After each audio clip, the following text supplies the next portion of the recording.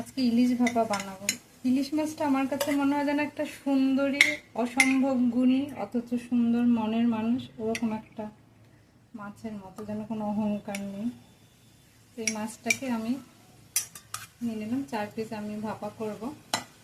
এর মধ্যে কিন্তু আমি তেল দেবো না, আমি দেখাচ্ছি কীভাবে আমি করি। নিয়ে নিচ্ছি সর্ষে বাটা, একটু বাদাম, লঙ্কা দিয়ে আমি মেখে রেখেছি, বেটেছি। তারপরে এলাম,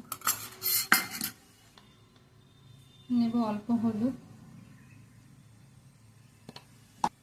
আর নেব নুন পরিমাণ মতো।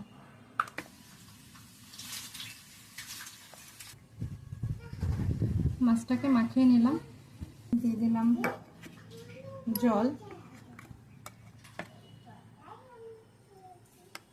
এবার ইলিশ মাছে আছে ওমেগা 3, তাই অতিরিক্ত তেল দিয়ে এটাকে নষ্ট করবো না, এভাবে চাপা দিয়ে রাখবো।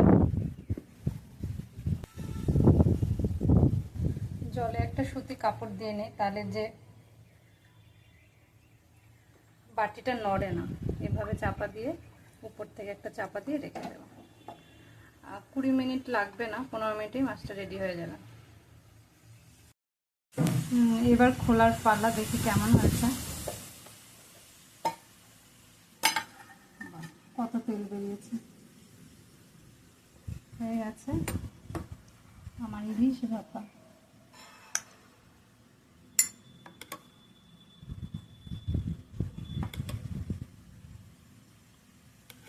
আমার ইলিশ ভাপা রেডি।